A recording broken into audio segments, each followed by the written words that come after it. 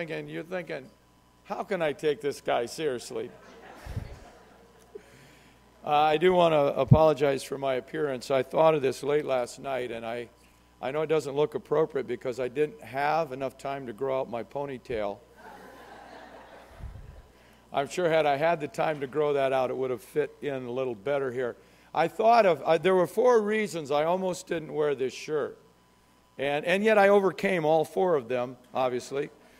The first reason I almost didn't wear this shirt was I thought, guys are going to make fun of me. You already have. Don't deny it. I thought guys are going to make fun of me. And I'll tell you what inspired me on that point. Friday night we had our Valentine's Day, our anniversary. And I got to think about some of the wedding pictures that we saw. And I thought, those guys do not have a right to make fun of me. Because some of those pictures were like 30, 40, 50 years old. Then I had another reason. I thought, well, I made this shirt myself. I dyed it myself. And I thought, I haven't worn it in public or anything, so what if I sweat and the colors run? And then I realized, well, it's a tie-dye. Why am I worried about the colors running? That's the whole point of a tie-dye. And then I thought, wait a minute, 9 o'clock service is a service we film for going out over the internet. This is going out over the internet. And then I thought, well, you know what? If you're listening by or watching by internet, you need to support Refuge Pregnancy Center too. And when we gather at the park in our tie-dye and people are walking around the park, I'm sure there's going to be people at the park that are going to see all the color and all the tie-dye and they might be a little confused. Let's see, did California legalize that marijuana? What is that?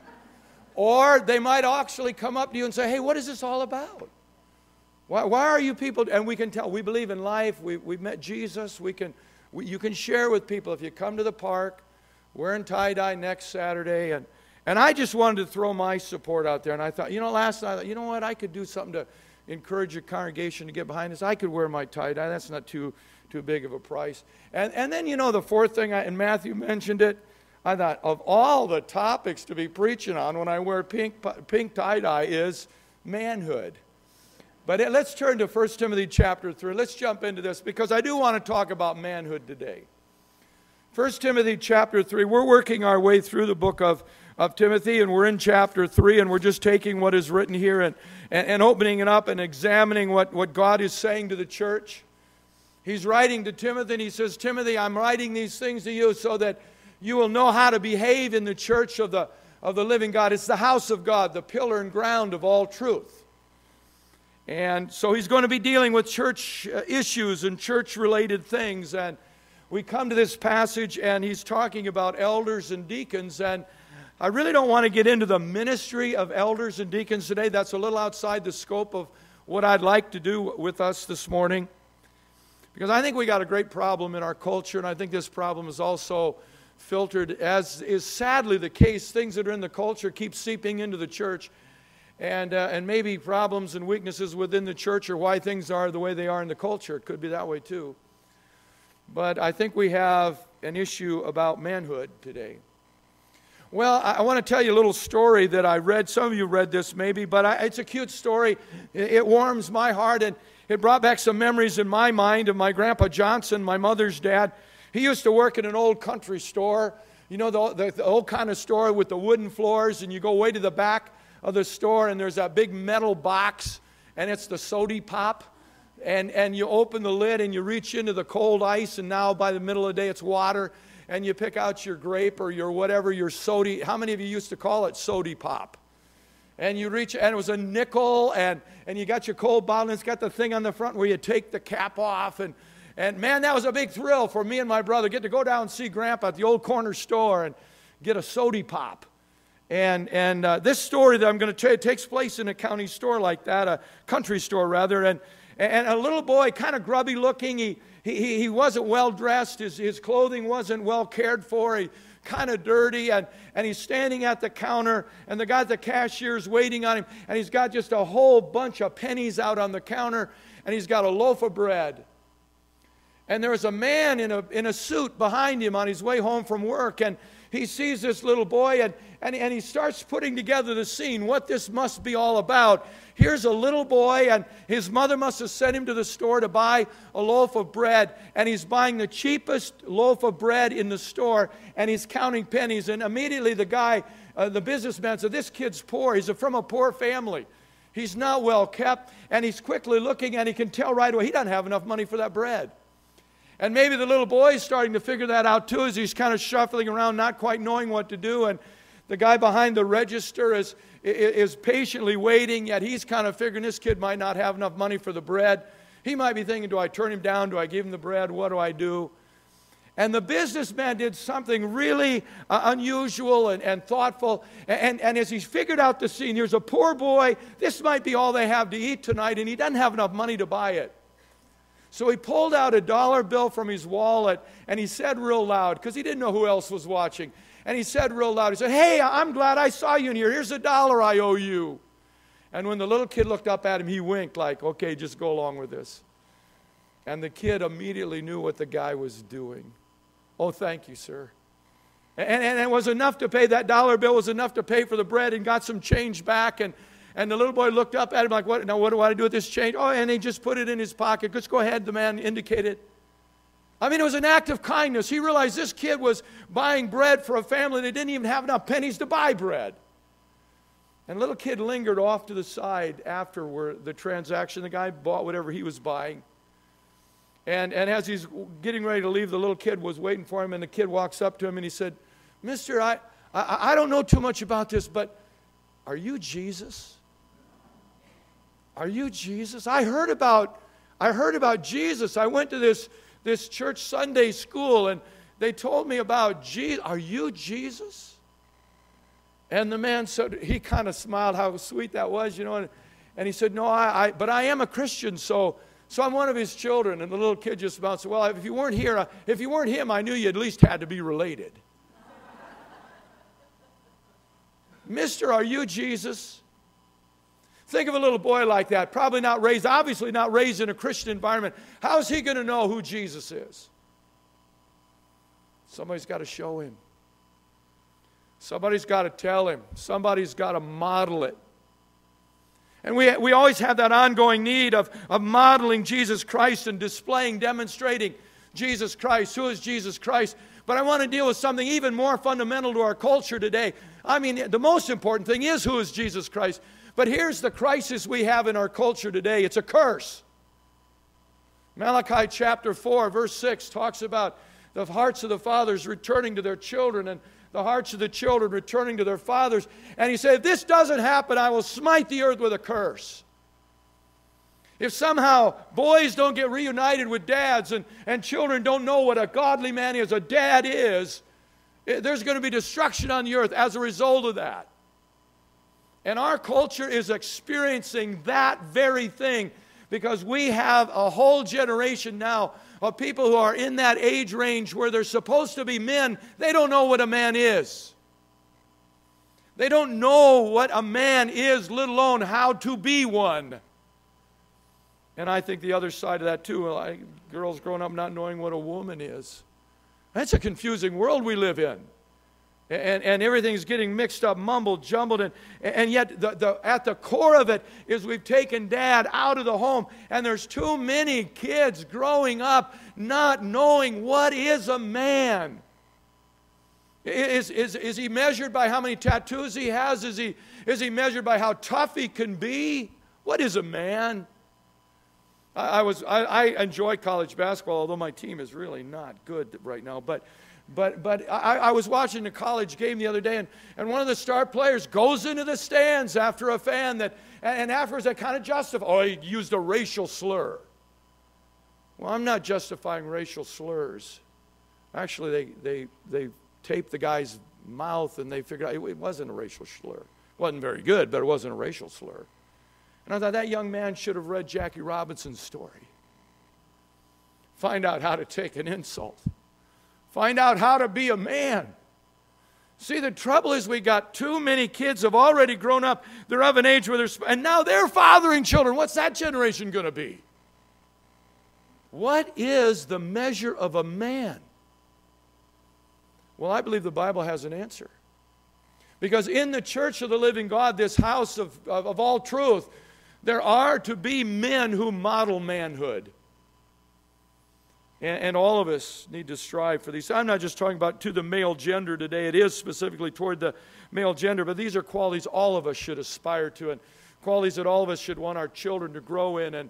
And male or female, the qualities we're going to talk about today are important to all of us. But the crisis is, what is a man, and how do we measure manhood? And what's happening in our culture today is primarily because of an absence of godly men in the homes, and far too often in the church and in our culture.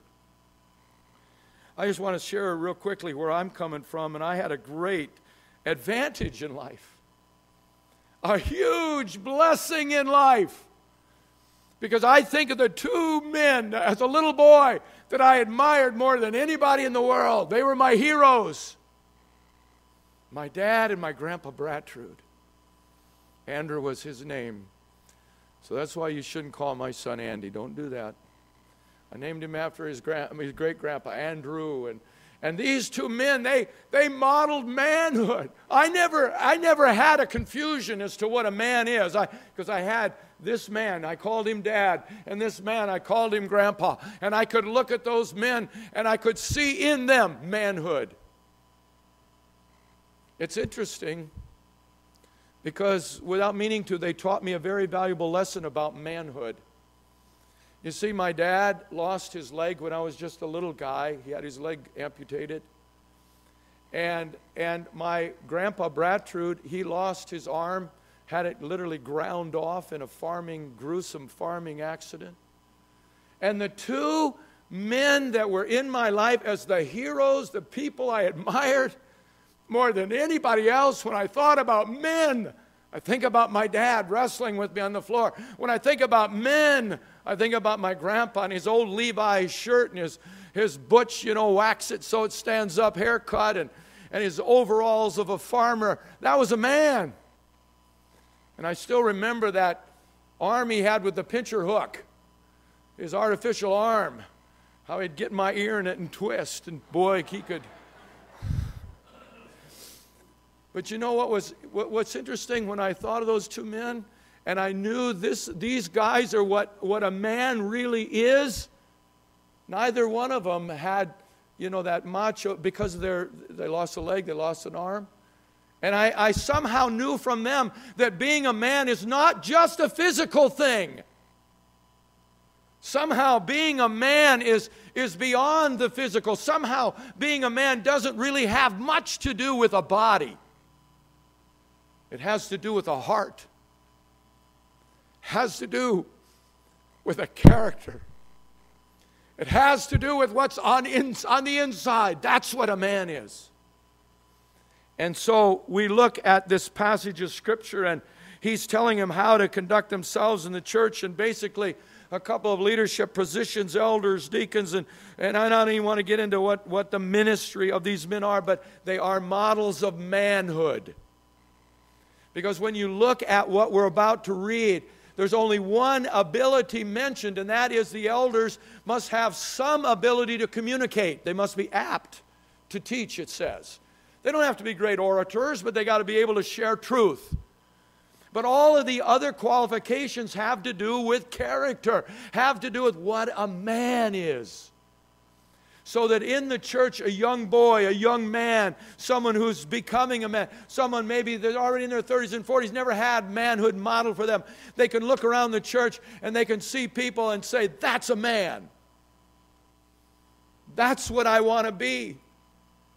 That's what I aspire to.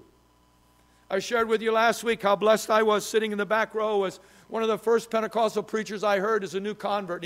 He came here to visit. I didn't know he was coming. I looked and said, wow, that's him. But I remember sitting where he was sitting in the back row, but only he was preaching. And I remember looking up at him and saying, I want to be like that. What kind of role models are we providing this generation? And what's the next generation going to be like unless we rediscover and recapture manhood? What does it mean to be a man of God? What is the measure of a man?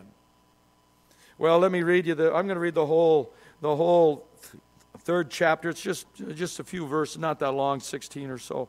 Let me just read it for you. This is a faithful saying. If a man desires the position of a bishop, this is New King James, that's elder, he desires a good work. A bishop then must be blameless, the husband of one wife, temperate, sober-minded, of good behavior, hospitable, able to teach, not given to wine, not violent, not greedy for money, but gentle, not quarrelsome, but not covetous, one who rules his own house well, having his children in submission with all reverence. For if a man does not know how to rule his own house, how will he take care of the church of God? Not a novice, lest being puffed up with pride he fall into the same condemnation as the devil. Moreover, he must have a good testimony among those who are outside, lest he fall into reproach and the snare of the devil. Likewise, deacons must be reverent, not double-tongued, not given to much wine, not greedy for money, holding the mystery of the faith with a pure conscience. But let these also first be tested, and then let them serve as deacons, being found blameless. Likewise, their wives must be reverent, not slanderers, temperate, faithful in all things. Let deacons be the husbands of one wife, ruling their children and their own houses well. For those who have served well as deacons obtain for themselves a good standing and great boldness in the faith which is in Christ Jesus. These things I write to you, though I hope to come to you shortly. But if I am delayed, I write so that you may know how you ought to conduct yourselves in the house of God, which is the church of the living God, the pillar and ground of truth. And without controversy, great is the mystery of godliness. God was manifested in the flesh, justified in the Spirit, seen by angels, preached among the Gentiles, believed on in the world, received up in glory. And we know that that last verse is talking about Jesus. God was manifest in the flesh. What is the measure of a man? A few random words I want you to write down, and then I'm going to give you 3 areas in which manhood is measured. And again, don't tune me out because you're a woman or because you're a youth. All of these are areas that we need to be growing in. And all of us should want to follow the modeling of these areas and have them a part of our life as well, no matter what your gender. But the model man. First of all, I like this word blameless. I want you to write down 2 words. Now, I know we got a bunch of different translations represented in the church, but in verse 2 it says, first of all, bishop must be blameless.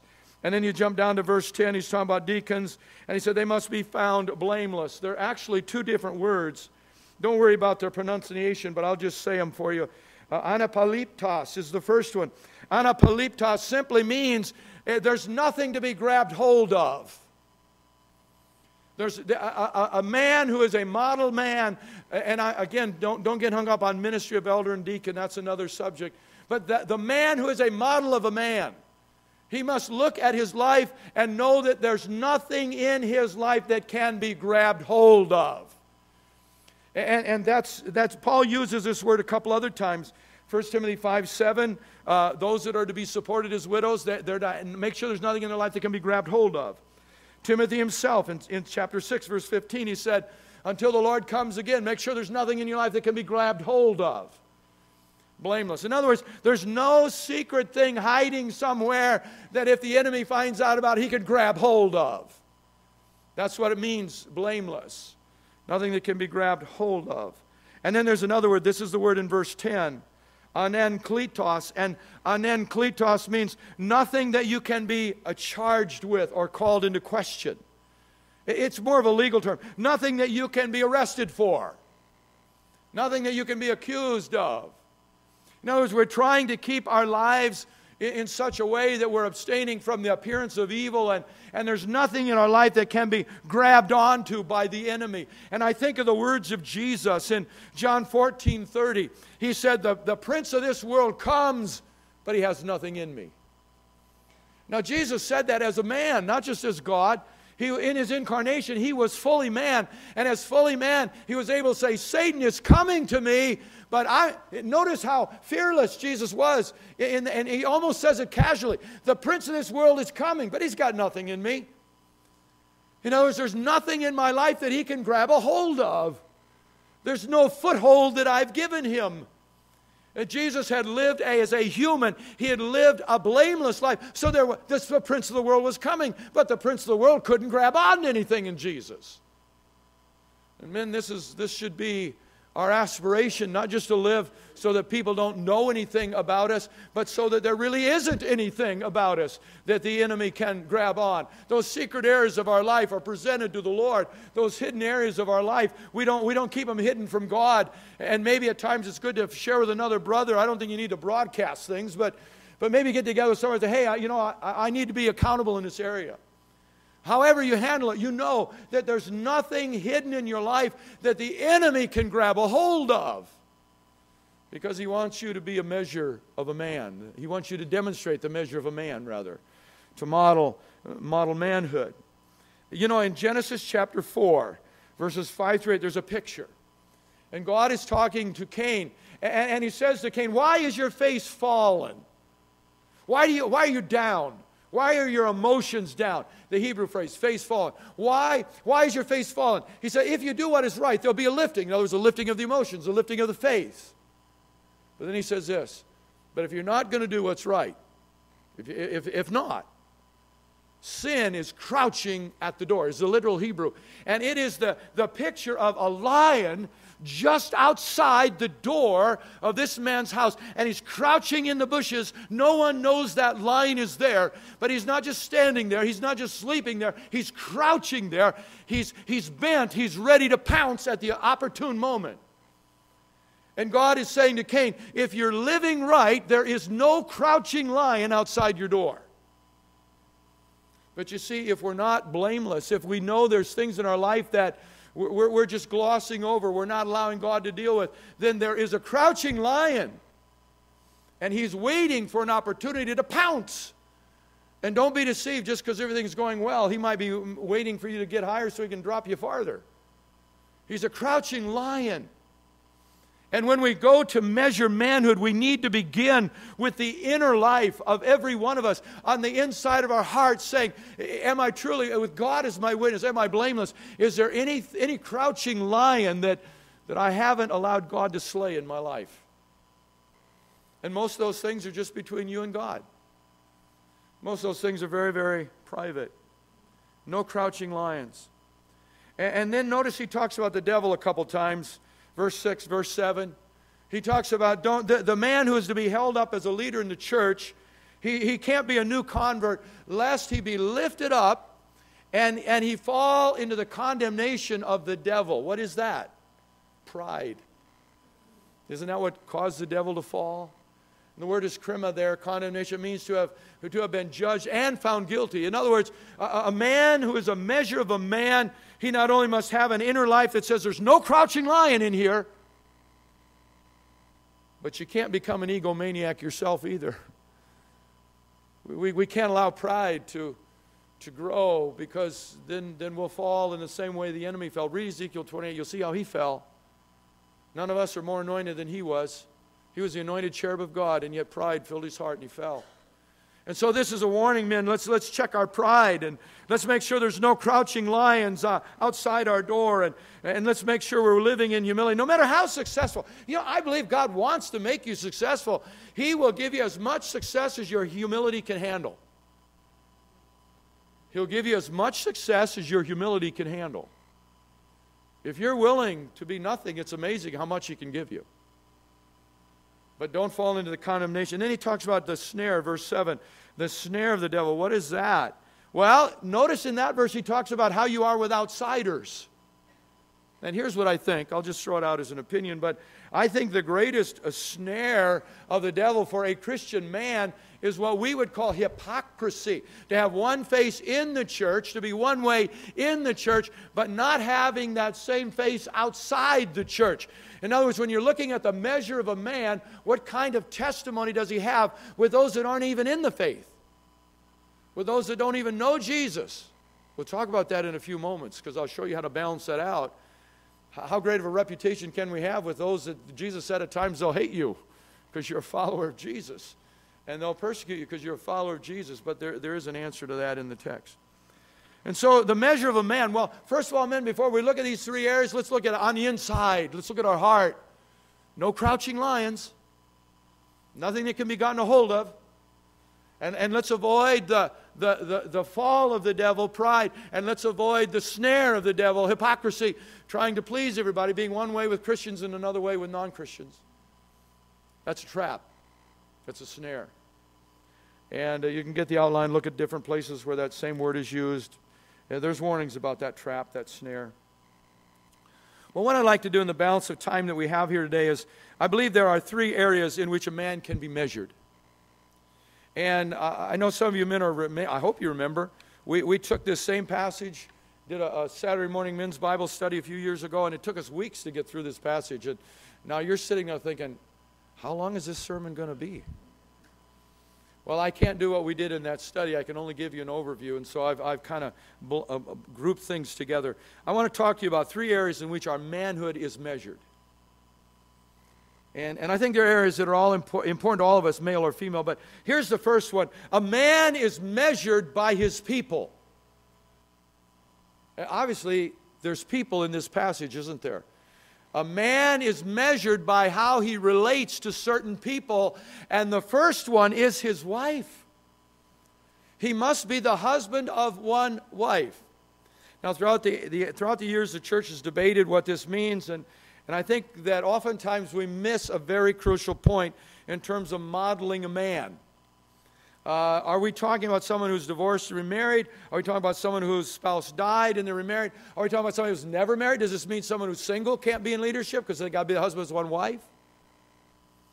Well, that whole debate is a little outside my scope. I'll just throw it out there. I think it's primarily about polygamy, but that's a whole other study. But I like what one author said. He said, when we look at this passage, when we're trying to evaluate what kind of men we are to be, we need to look qualitatively, not just quantitatively. No, it's the main issue is not how many, but what kind of relationship do you have with the one that you're married to?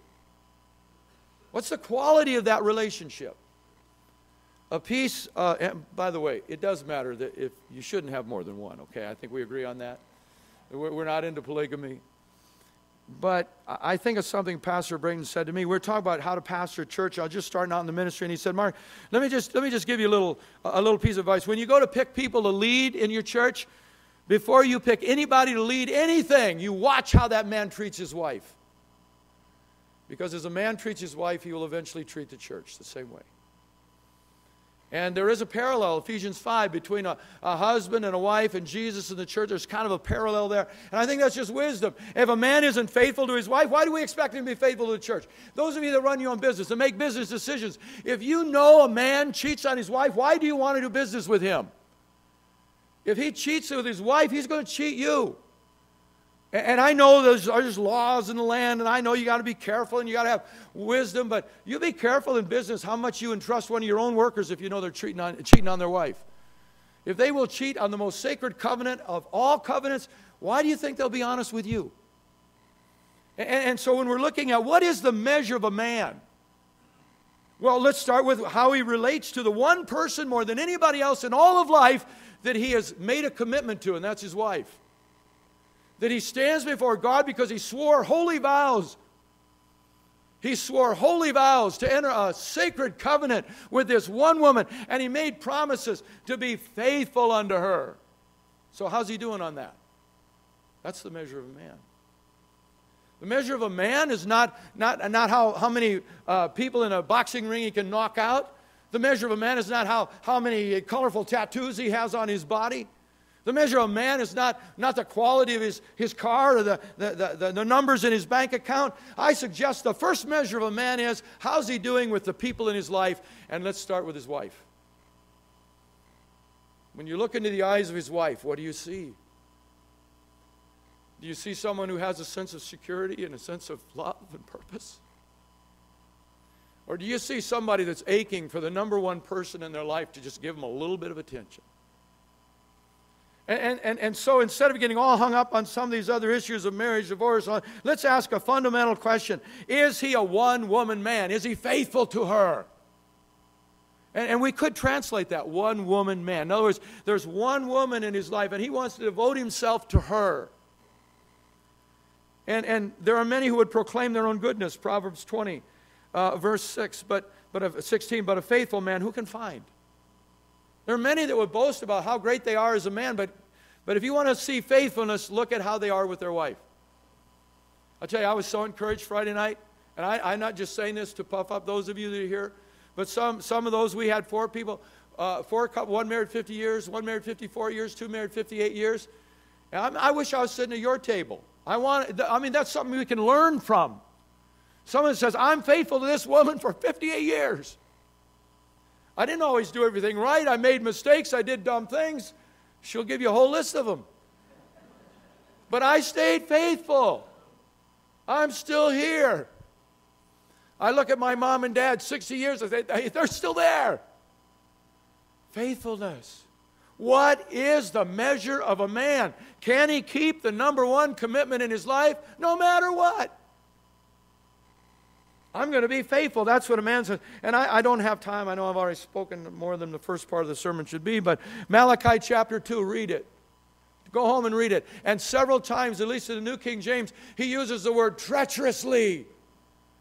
He's rebuking Judah for their idolatry. But then he shifts gears and he says, you come to the altar, you men, and you cry and you leave your gift. And I don't accept your gift. Because you're dealing treacherously with the wife of your youth. You're not treating your wife right. And he even rebukes and he says, I hate divorce. I made the two of you one so that you could have a godly seed. And he talks in terms, both in the Hebrew and most English versions captured in Malachi chapter 2, he talks in terms of violence, treachery, violence. Why? Because when you said, I do to that woman, she gave you her heart. And your spirit was one with her. There was a mystical union in that marriage. And then to be unfaithful to that marriage is to rip that woman at the very core of who she is. What is the measure of a man? The measure of a man is, can he love a woman? One woman. For one lifetime. That's the measure of a man. And I know there's brokenness. I know that things happen before we become Christians and all that. But start right where you're at today. Can I love this woman the rest of my life? Can I give all myself to her the rest of my life? That is the measure of a man. And we need to see that modeled in the church so that our young ones can understand what love is and what marriage is and what womanhood is and what manhood is. Starts right there. And 2 words, faithful and good. Is he faithful to her and is he good to her? I know we've had studies on this. 1 Peter 3:7, you got to live with your wife in an understanding way, giving her honor, or God throws away your prayers. Kind of like Malachi 2. You bring your offering, you're crying, you're weeping, you're carrying on, but I don't even accept your gift anymore because you've dealt treacherously. And so you watch over your spirit unless you deal treacherously with the wife of your youth, the woman of your covenant. That's the measure of a man. Ephesians 5, we are to be sacrificing for her. We are to be laying down our life for her as Jesus has laid down his life for the church. That's the measure of a man. I submit to you, the measure of a man is not how much we can accumulate in life, but the measure of a man is how much we're willing to sacrifice. The measure of a man is not how much I am loved, but the measure of a man is how much I'm willing to love. It's not how much I accumulate for myself, but how much am I willing to lay down for others. Especially those to whom I am in covenant with, and those who are the fruit of that covenant. And that brings us to the second area. We look at the measuring a man. How does he manage his children? Now, I got to be honest with you, I'm a little uncomfortable with this word. And I think we can clear it up. It says, I read New King James, ruling his children. Sounds like this dictator, you'll do this, you'll do. And yeah, the buck does have to stop somewhere, and it should stop with dad. But this Greek word, it's translated in some, I like this word a little better, manage his household well. Doesn't mean everything's perfect, but it means you're dealing with it. Manage. But let me give you the literal word, and I think it'll capture what we're after here. The literal word in the Greek, the word that's translated in verse 4, 5, 12, manage or rule his children well. Proestemi is the word. Pro means in front of, and estemi means to stand. And literally what it says is, how does he stand in front of his children? Think of that. If you want to see what a man is, if you want to measure a man, how does he stand in front of his children? In other words, does he lead by example? How does he stand in front of his children? And listen to this passage from Proverbs 23, verse 26. He says, "My son, give me your heart, and let your eyes observe my ways." Would that every one of us as men would be able to say that to our children. My son, give me your heart, and let your eyes look at my ways. You watch how I live, and give me your heart. Trouble is, when they're really, really little, they've already given you their heart. What do we do with it? How do we treat it? I like reading about history. This goes back to the wife for a moment, but Churchill was he's a fascinating study in leadership, because, man, the guy was down, then he's on top, and then he got rejected. I mean, you can learn a lot from Churchill and how he led in such a crisis time. And when he was at the peak of his popularity, he was at a banquet for dignitaries in London, and as a part of the ceremonies, they threw out a question for the people on the front. What do you call the front table? You know, the big shots at the front table. And the question they were to each stand and answer was, if you died and were to come back as somebody else, who would you want to be? And everybody was curious, well, who's Churchill going to say? Because they thought he was like the top guy at this. He was at the peak of his popularity. And finally it got to his turn, and he stood up, and his wife was sitting next to him. And all he said, he just put his hand on her shoulder as he stood beside her. And he said, if I were to come back as somebody else, I would like to be Lady Churchill's second husband. What was he saying? He was saying, I love this woman. I'd choose her all over again. That's how much I love this woman. What was he saying? He was saying, I consider myself to be the luckiest man on earth, because if I had a choice of being anybody, I'd want to be her husband all over again. How do you think that made her feel, sitting in front of all those dignitaries? He wasn't just blowing her smoke. That's how he felt. And men, let's rise up and love our wives, and let's rise up and stand before our children so that they know what a man is. How do we teach our children? Do we just give little lessons to them? I did that thing with my kids. I'd get out the flannel. Remember the flannel graphs? Those are a thing of the past. I'd get out a flannel graph, and I'd get the little cardboard things out, and I'd stick them up there and tell Bible stories, and then we'd do the jokes and all that kind of stuff. We had a lot of fun with flannel graph. But you know how you really teach your children? Deuteronomy chapter 6. He says, when you're going out, when you're coming in, when you're rising up, when you're sitting down. In other words, in the everydayness of life, that's when you teach your children. What is the measure of a man? How does he stand before his children?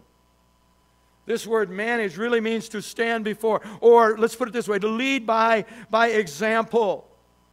You see, the Bible says that our children's children are our crown.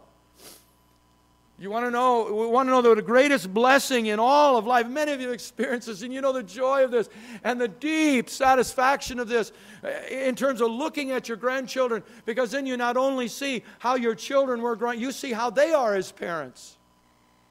He says that's a crown for us. Our children's children is a crown.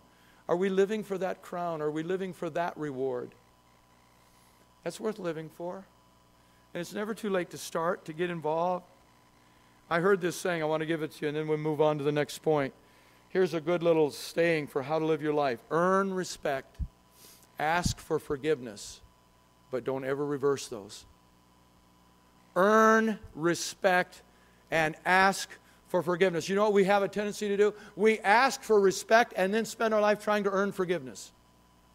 We ask for people or demand people that they respect us, and then out of our guilt, we try to earn and make up all the bad we've done or all the neglect we've had, and we actually try to earn their forgiveness. No, you can never earn forgiveness. You can only earn respect. So earn respect, and when you need to, ask for forgiveness. Just be real.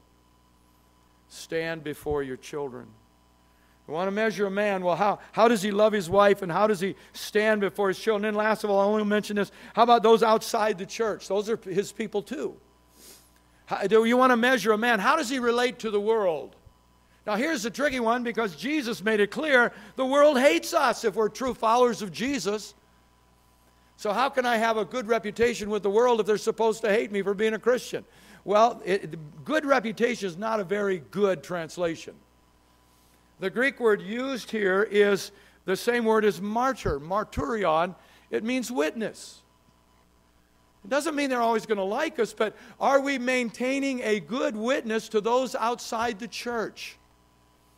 In Gene Getz's books, he recalls a story where he just did a young pastor just starting in a new church, and there was a man in that church that was a very dynamic man, and a lot of the other people were putting pressure on him as the new pastor, put this man in a position of leadership. But he always had a little uneasiness. He didn't know why. But this man was successful. He could talk well. Everybody looked to him.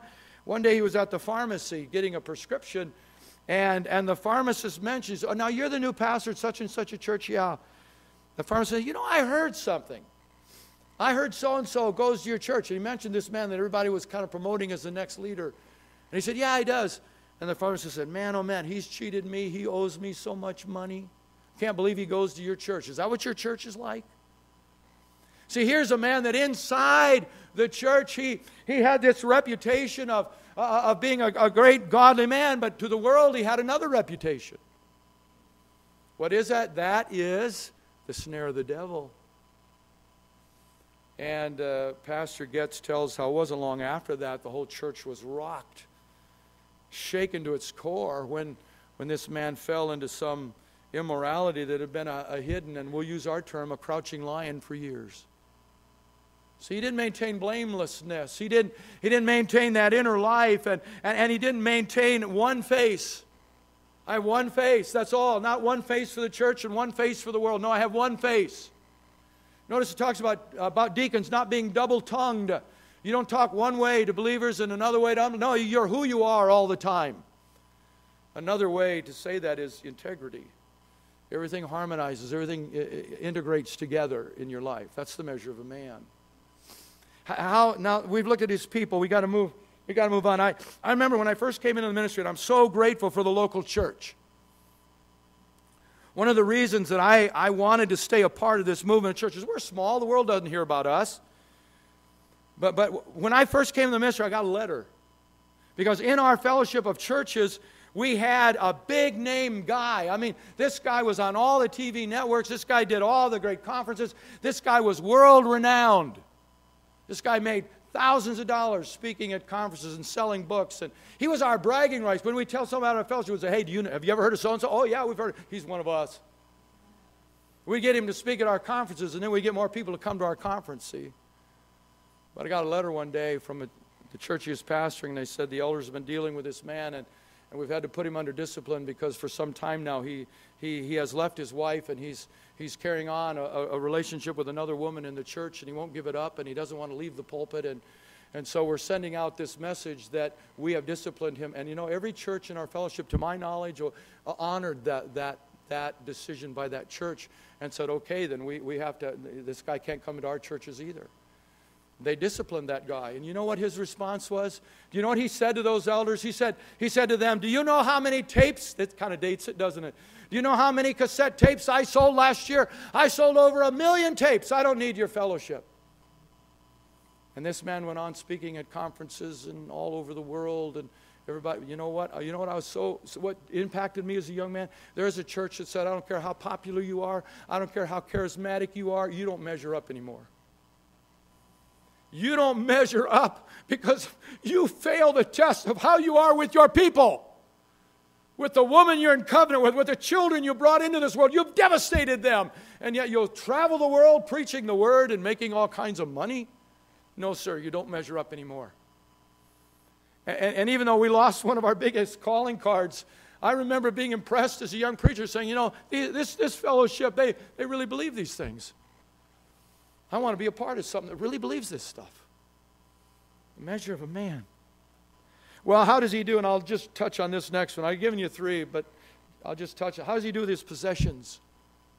How does he do with his people? And how does he do with his possessions? He can't be greedy. He can't be a lover of money. He can't be in it for what the old King James calls filthy lucre. He can't be a lover of silver. That's what the word really means.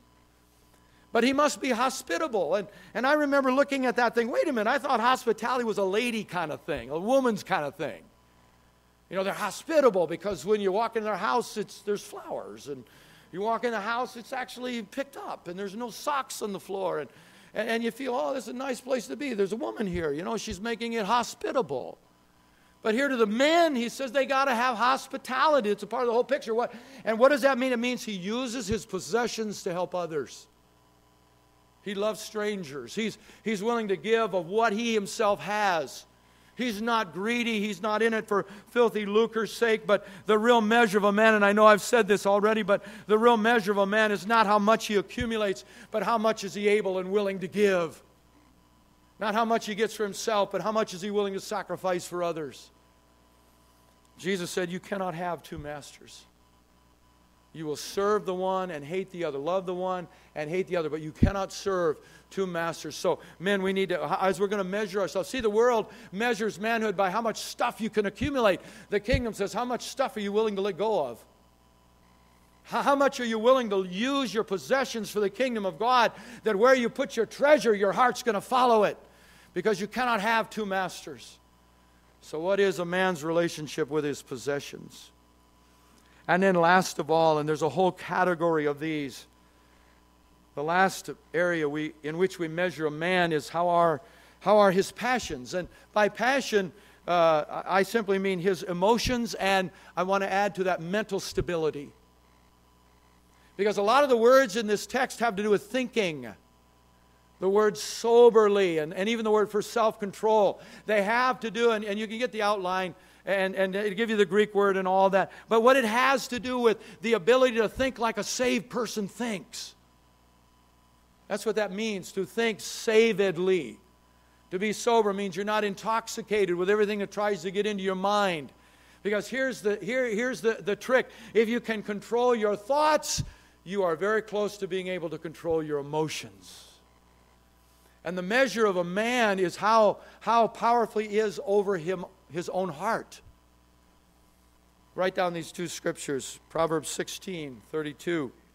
Proverbs 16:32 and Proverbs 25:27-28. Proverbs 16:32 says, the man who can rule his own spirit is actually mightier than the man who can conquer a city.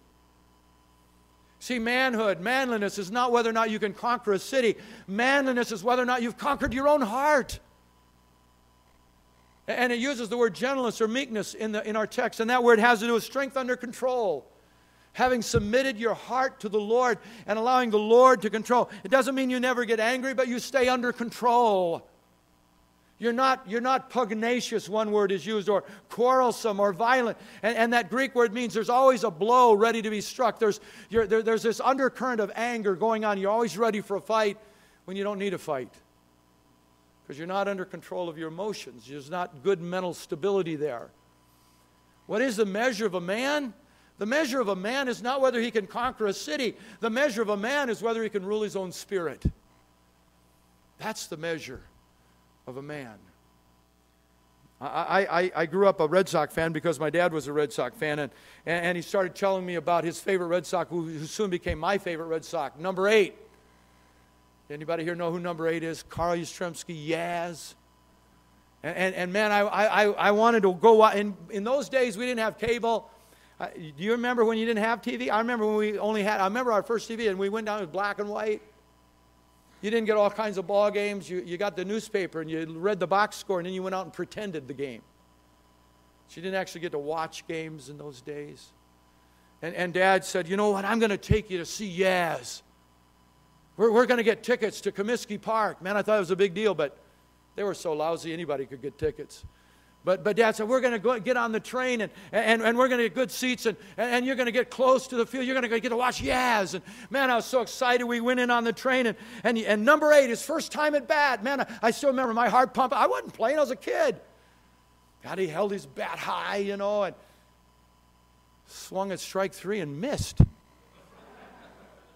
You know that poem, Mighty Casey Struck Out? It's like, wait a minute. That's not supposed to happen. I get to watch Yaz, he strikes out. Now, what? I just sat there, and he walked back to the dugout. We had seats right behind the dugout. And he carried his bat. He didn't hold the end of it. He held the middle of his bat, just carried it. His eyes were straight, slightly down, didn't say a word. And when he got back in the dugout, I remember being really bummed. And I thought, well, he'll get up 2 or 3 more times, I hope. Maybe he'll, man, he struck out. And my dad leaned over to me. And he said, I hope you learned something there. I hope you saw something there. He struck out. I didn't learn anything. He struck out. Dad said, did you notice how he carried his bat back to the dugout? Did you notice he didn't throw it? Did you notice he didn't cuss the umpire? Did you notice he kept control of himself? Why, he's probably in the dugout right now thinking about the next at bat. Now, I know that sounds like just a simple little thing, but I remember being impressed by that my biggest hero, my dad, pointed something out in one of my other sports heroes, and it was about his failure. It was about his ability to maintain control of his own spirit. That's the measure of a man. That's the measure of a man. It's not that I never fail. And I remember as a little kid sitting in that box seat, this is a crazy thought, but I remember thinking, if I ever strike out, I'm going to carry my bat like that. See, I was still in that age where I was thinking, I'll never strike. He struck out, but not me. I'm not going to strike out. But if the unforeseen, unbelievable happens and I strike out, I'm going to carry my bat back to the dugout like Yaz did. Do you think young people today need to see this kind of stuff? Do you think young people today need somebody that they admire to point this stuff out to them and to say, that's what it means to be a man? Can he love his wife? Can he stand before his children? Can he maintain a good testimony before the world? How is he with his possessions? And how is he with his own passions? For if a man cannot rule his own spirit, he's like a city whose walls are broken down. In other words, anybody can come in there and rob and steal and invade. That's not a good measure of a man. And so you and I today look at ourselves with honesty and we say, God, help me. God, I need your grace. God, I need you to help me, because in so many of these ways I feel like I don't measure up, but I want to be a man of God. I want the world to know that I am a one-woman man, and that I'm not ashamed of how I've stood before my children, and I can have a good testimony before the world, and go ahead and give me riches and it won't change my heart. I wish that I could achieve all of that and be in control of that inner life. That's what a man is. And that's what all of us should be striving for. And throwing ourselves on the grace of God and say, God, help me to grow. God, help me to be like you. I want to close by showing you the greatest measure of a man. It's in those last verses in the 16th verse. It says, great is the mystery of godliness, that God was manifest in the flesh, and is clearly about Jesus. What is Jesus? Jesus is God, emptying himself of all of his godlike attributes and living as a man. We saw the verse in 1 Timothy chapter 2. There is one mediator between God and man, the man, Jesus Christ. Who is the greatest measure of manhood? It is Jesus Christ. And there were times when Jesus Christ tipped over tables and drove out the money changers. And there were times when he wouldn't open his mouth and call legions of angels to deliver him. There were times with a spoken word, all of hell trembled and demons fled. And there were times when he allowed them to batter his face and pluck his beard. There never was a moment in his life when he lost control, because he was a man. He's the ultimate measure of manhood. And as men ourselves, we need to say, Jesus, please help me be more like you. Help me to slay the crouching lions of my life. Help me to avoid the snares that are all around us in this world. Help me with my people and my possessions and my passions. I want to close by reading Hebrews chapter 13. Go ahead and find there, Hebrews chapter 13. And all throughout the Bible there is this admonition to you men to be the man.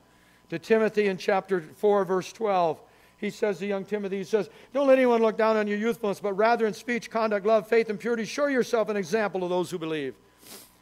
In other words, Timothy, they're going to put you down, and they are putting you down for your inexperience and your age, but Timothy, just live it out. Be a man. You be the example. You live it out, Timothy. I love what Paul says in 1 Corinthians chapter 4. He says, you imitate me as I imitate Christ, and be imitators of us. That's why I'm sending you Timothy. In other words, there is examples in the Scripture of men who took this modeling of manhood seriously and said, I will be an example for someone else, so God help me. See, it's not said in arrogance or pride, hey, look at me, I'm an example. No, it's God help me, but I will imitate Christ, so you imitate me. I will follow His example the best I know how, and asking for His grace, so you follow my example. That's what it means to stand before your children. That's the measure of a man. But look at Hebrews chapter 13. I'm going to give you a different way to interpret this. I'm going to read a few verses because a lot of it has to do with what we've been talking about, and we'll close with this. Verse 1, let love of the brethren continue. Do not neglect to show hospitality to strangers, for by this some have entertained angels without knowing it. Remember the prisoners as though in prison with them, and those that are ill-treated, since you yourselves are also in the body. Let marriage be held in honor among all, and let the marriage bed be undefiled. For fornicators and adulterers God will judge. Let your character be free from the love of money, being content with what you have, for He Himself has said, I will never desert you, nor will I ever leave you. So that we can confidently say, the Lord is my helper. I will not be afraid. What shall man do to me? Remember those who lead you, who spoke the word of God to you, and considering the result of their conduct, imitate their faith. Jesus Christ is the same yesterday, today, and yes, forever. Notice he says, I want you to look at those in the church that lead you, and I want you to look at the outcome of their faith. In many translations, it puts a period there. In the original, there was no period there. Literally what it says is, I want you to look at the outcome, the fruit of their way of life, Jesus Christ the same, yesterday, today, and forever. And yes, that is an accurate Christology. Christ never changes. But in this context, it is defining the character of these men who measure up. Men who measure up are men who consistently exhibit the character of Jesus Christ, who consistently show what Christ-likeness is. And when they fail, they ask for forgiveness, and they humbly seek to walk it out before God. And when they don't fail, they realize their strength is not within themselves, but in the grace of God alone. And so they humbly depend on Him. And that's the measure of a man. And so, men, God is calling you to be such a man. He's calling all of us to seek for these qualities in our life. Most of all, to look at Jesus, who God in the flesh showed us what manhood is really all about. Let's be like Him. Let's stand together, shall we? And Connie, if you'd come to close us in prayer. If you're here today and you've never met Jesus Christ, then right now just open your heart and say, Lord, I need you. If you're a man here today and you've never received Jesus Christ, just tell Him, Lord, I need to become this kind of man. I need you, Jesus, because I'm not measuring up. I know the admonition of the Scripture, let him who thinks he stands take heed lest he fall. None of us can stand here today and say, oh, I measure up and I'm worthy. No, we're all unworthy of it, but we're all offered His grace to do it. We are all extended His grace to be His followers so that we could say to others, I'm following Him, so follow me. In any area we know we're not measuring up, then let's humbly submit that to the Lord, and He will help us. Didn't we read it? He'll never leave us. He'll never forsake us. He doesn't say, hey, forget you. You didn't measure up. I'm done with you. No, He said, I'll never leave you. I'll never forsake you. So let's stay on this road. Let's stay in this process of becoming more like Jesus every day. Jesus, He's the measure of a man. Let's pray for our children. Let's pray for our grandchildren that they will become men and women of God. And that we will stand before them as clear examples of what it means to live out the real thing. It is not without His grace that we do this. It is in total dependence of it. So let's worship Him now as we close, and then Pastor Lloyd will pray.